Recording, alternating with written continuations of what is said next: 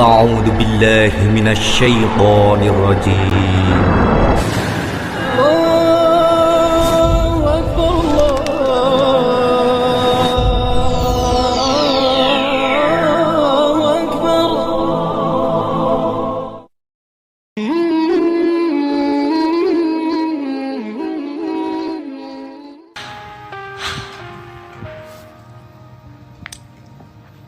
Warahmatullahi wabarakatuh. Sahabat beriman, Nabi Isa alaihi salam dilahirkan pada 622 sebelum Masehi. Nabi Isa diangkat menjadi nabi ketika berumur lebih dari 30 tahun dan ditugaskan berdakwah kepada Bani Israel di Palestina. Allah Subhanahu wa Ta'ala memberikan Nabi Isa mukjizat-mukjizat seperti bisa berbicara sewaktu masih bayi dalam pangkuan ibunya.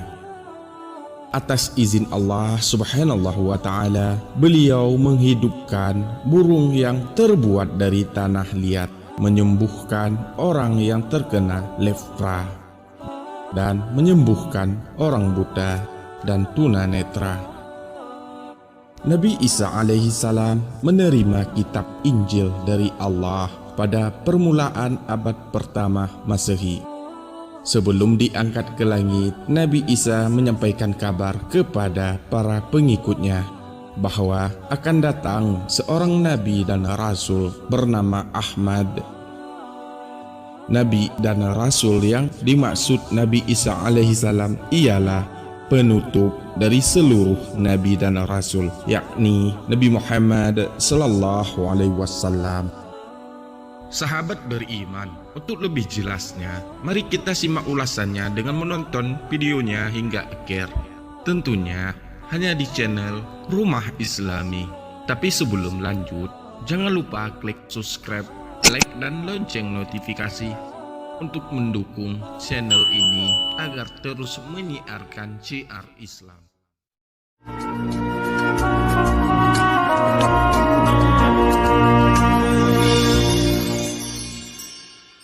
Kawan-kawan yang dirahmati oleh Allah sekalian, Nabi Isa dilahirkan di Bait Lam, berhampiran dengan Baitul Maqdis.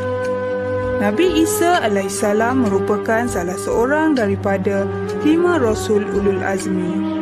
Semasa Nabi Isa alaihissalam dilahirkan, berhala-berhala tersungkur di bahagian timur dan barat. Syaitan-syaitan juga kebingungan kerana tidak dapat menemui Nabi Isa alaihissalam untuk mengganggunya. Ini kerana semasa baginda dilahirkan, malaikat mengelilinginya.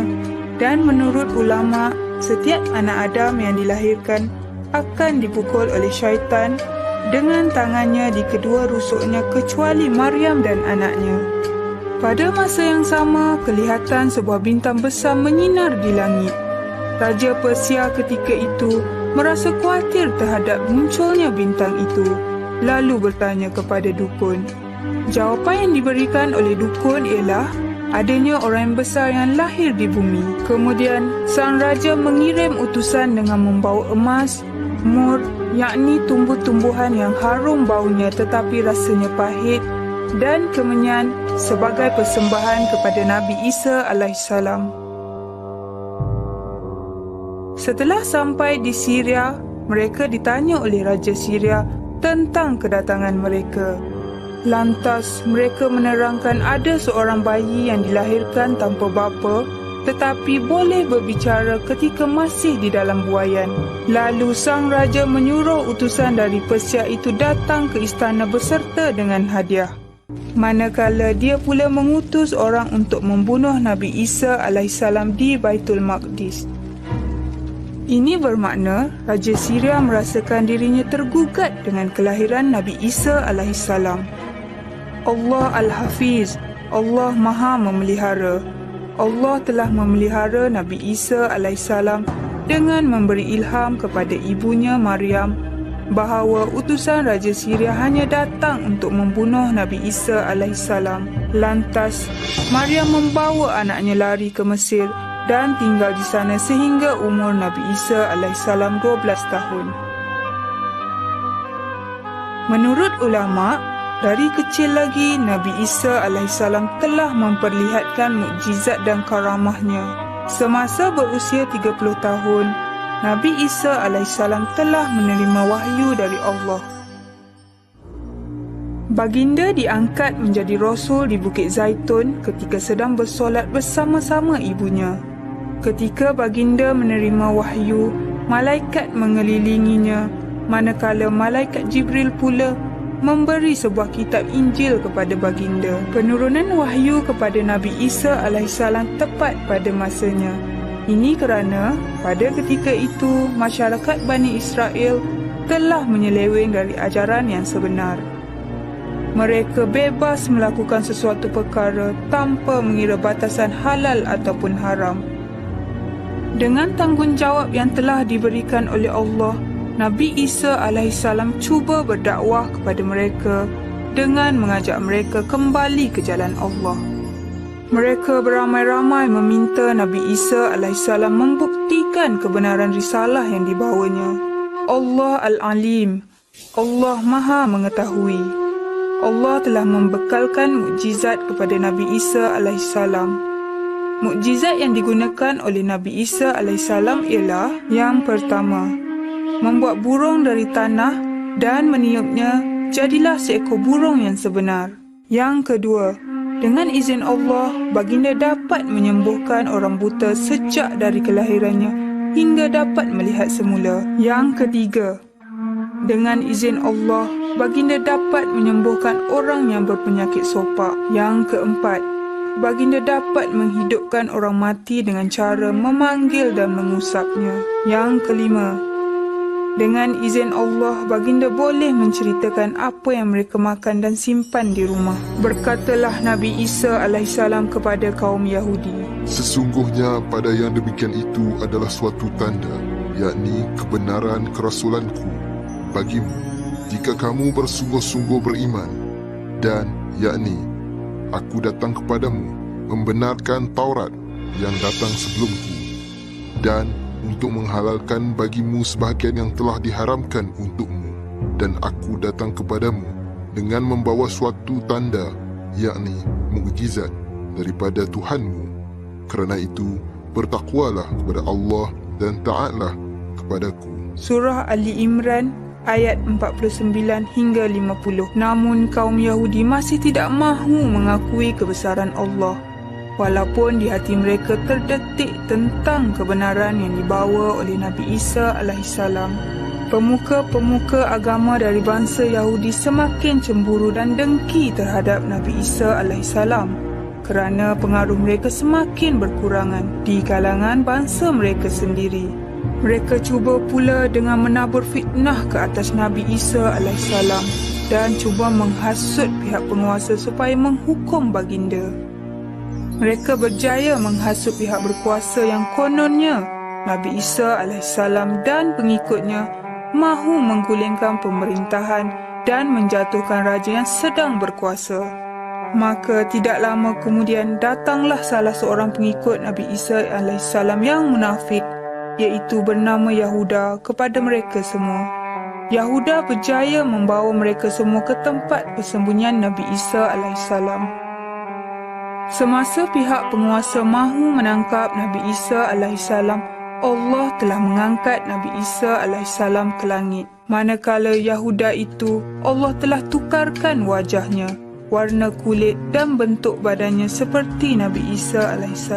Pihak penguasa telah menangkap Yahuda yang pada sangkaan mereka, Yahuda itu adalah Nabi Isa AS. Dia telah dibawa ke sebuah kawasan lapang dan disalibkan di khalayak ramai. Cerita pengangkatan Nabi Isa AS dikisahkan oleh Al-Quran dalam surah Ali Imran ayat 55. Menurut ahli tafsir, baginda berumur 34 tahun semasa diangkat ke langit. Diriwayatkan bahawa 6 tahun setelah Nabi Isa AS diangkat ke langit, ibunya Maryam wafat pada usia 50 tahun. Manakala sahabat-sahabat yang disebut Hawariyun pula menyebarkan ajaran Nabi Isa AS secara sembunyi-sembunyi. Disebabkan pada ketika itu, para penguasa-penguasa melakukan tindakan-tindakan kejam ke atas pendakwah dan pengikut agama-agama Allah. Sekian sahaja sirah Nabi Isa alaihissalam.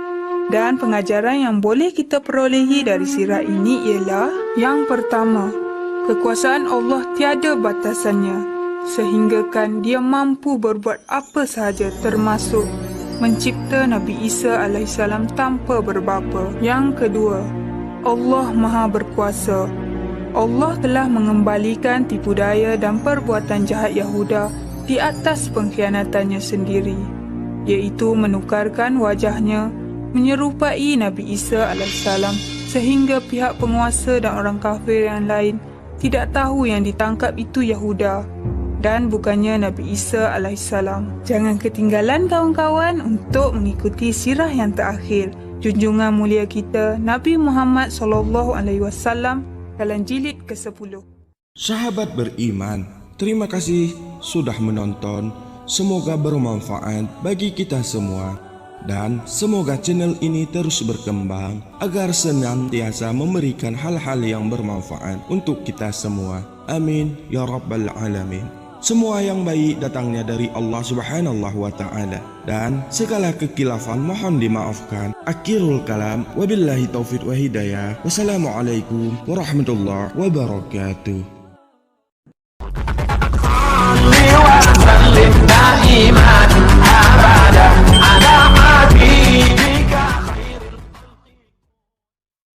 Warahmatullahi wabarakatuh.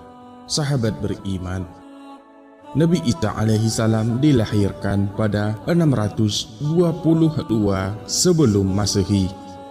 Nabi Isa diangkat menjadi nabi ketika berumur lebih dari 30 tahun dan ditugaskan berdakwah kepada Bani Israel di Palestina. Allah Subhanahu wa ta'ala memberikan Nabi Isa mukjizat-mukjizat seperti bisa berbicara sewaktu masih bayi dalam pangkuan ibunya.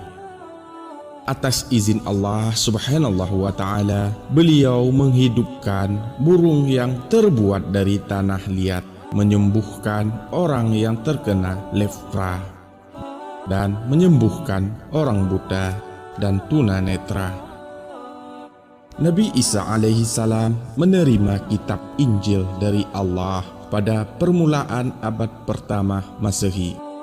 Sebelum diangkat ke langit, Nabi Isa menyampaikan kabar kepada para pengikutnya bahwa akan datang seorang nabi dan rasul bernama Ahmad.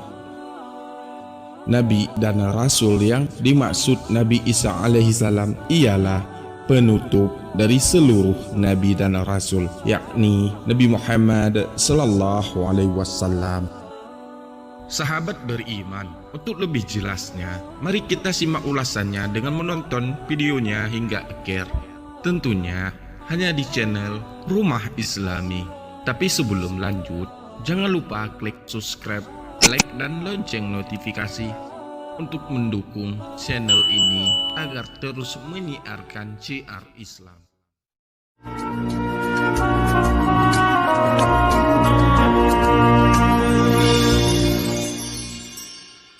Kawan-kawan yang dirahmati oleh Allah sekalian, Nabi Isa dilahirkan di Bait Lam, berhampiran dengan Baitul Maqdis. Nabi Isa alaihissalam merupakan salah seorang daripada 5 Rasul Ulul Azmi. Semasa Nabi Isa alaihissalam dilahirkan, berhala-berhala tersungkur di bahagian timur dan barat. Syaitan-syaitan juga kebingungan kerana tidak dapat menemui Nabi Isa alaihissalam untuk mengganggunya. Ini kerana semasa baginda dilahirkan, malaikat mengelilinginya, dan menurut ulama, setiap anak Adam yang dilahirkan akan dipukul oleh syaitan dengan tangannya di kedua rusuknya kecuali Maryam dan anaknya. Pada masa yang sama, kelihatan sebuah bintang besar menyinar di langit. Raja Persia ketika itu merasa khawatir terhadap munculnya bintang itu, lalu bertanya kepada dukun. Jawapan yang diberikan oleh dukun ialah adanya orang besar yang lahir di bumi. Kemudian sang raja mengirim utusan dengan membawa emas, mur, yakni tumbuh-tumbuhan yang harum baunya tetapi rasanya pahit, dan kemenyan sebagai persembahan kepada Nabi Isa alaihissalam. Setelah sampai di Syria, mereka ditanya oleh Raja Syria tentang kedatangan mereka. Lantas mereka menerangkan ada seorang bayi yang dilahirkan tanpa bapa tetapi boleh berbicara ketika masih di dalam buaian. Lalu sang raja menyuruh utusan dari Persia itu datang ke istana beserta dengan hadiah. Manakala dia pula mengutus orang untuk membunuh Nabi Isa alaihissalam di Baitul Maqdis. Ini bermakna Raja Syria merasakan dirinya tergugat dengan kelahiran Nabi Isa alaihissalam. Allah Al-Hafiz, Allah Maha Memelihara. Allah telah memelihara Nabi Isa alaihissalam dengan memberi ilham kepada ibunya Maryam bahawa utusan Raja Syria hanya datang untuk membunuh Nabi Isa alaihissalam. Lantas Maryam membawa anaknya lari ke Mesir dan tinggal di sana sehingga umur Nabi Isa alaihissalam 12 tahun. Menurut ulama, dari kecil lagi Nabi Isa alaihissalam telah memperlihatkan mukjizat dan karamahnya. Semasa berusia 30 tahun, Nabi Isa alaihissalam telah menerima wahyu dari Allah. Baginda diangkat menjadi Rasul di Bukit Zaitun ketika sedang bersolat bersama-sama ibunya. Ketika baginda menerima wahyu, malaikat mengelilinginya, manakala malaikat Jibril pula memberi sebuah kitab Injil kepada baginda. Penurunan wahyu kepada Nabi Isa alaihissalam tepat pada masanya. Ini kerana pada ketika itu masyarakat Bani Israel telah menyeleweng dari ajaran yang sebenar. Mereka bebas melakukan sesuatu perkara tanpa mengira batasan halal ataupun haram. Dengan tanggungjawab yang telah diberikan oleh Allah, Nabi Isa alaihissalam cuba berdakwah kepada mereka dengan mengajak mereka kembali ke jalan Allah. Mereka beramai-ramai meminta Nabi Isa alaihissalam membuktikan kebenaran risalah yang dibawanya. Allah Al-Alim, Allah Maha Mengetahui. Allah telah membekalkan mukjizat kepada Nabi Isa alaihissalam. Mukjizat yang digunakan oleh Nabi Isa alaihissalam ialah: yang pertama, membuat burung dari tanah dan meniupnya jadilah seekor burung yang sebenar.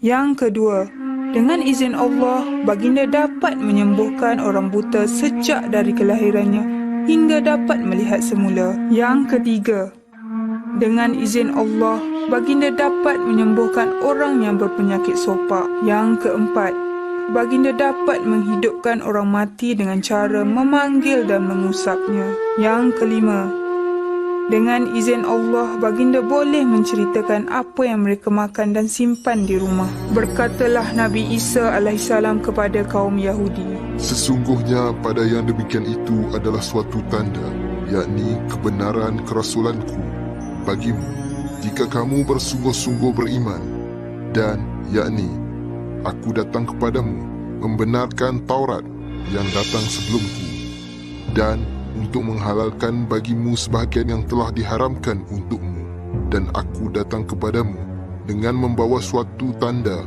yakni mukjizat daripada Tuhanmu.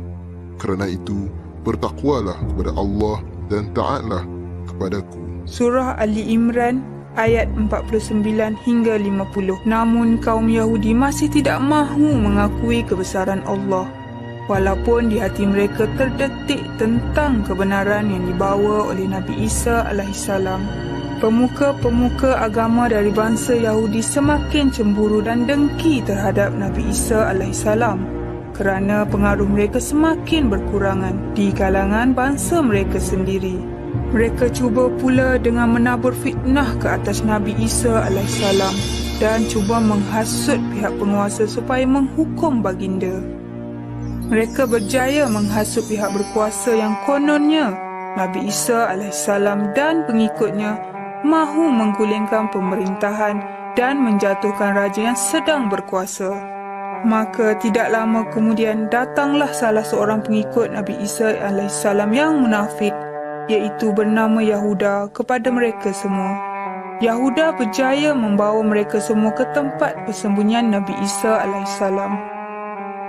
Semasa pihak penguasa mahu menangkap Nabi Isa alaihissalam, Allah telah mengangkat Nabi Isa alaihissalam ke langit. Manakala Yahuda itu, Allah telah tukarkan wajahnya, warna kulit dan bentuk badannya seperti Nabi Isa alaihissalam. Pihak penguasa telah menangkap Yahuda yang pada sangkaan mereka Yahuda itu adalah Nabi Isa alaihissalam. Dia telah dibawa ke sebuah kawasan lapang dan disalibkan di khalayak ramai. Cerita pengangkatan Nabi Isa alaihissalam dikisahkan oleh Al-Quran dalam surah Ali Imran ayat 55. Menurut ahli tafsir, baginda berumur 34 tahun semasa diangkat ke langit.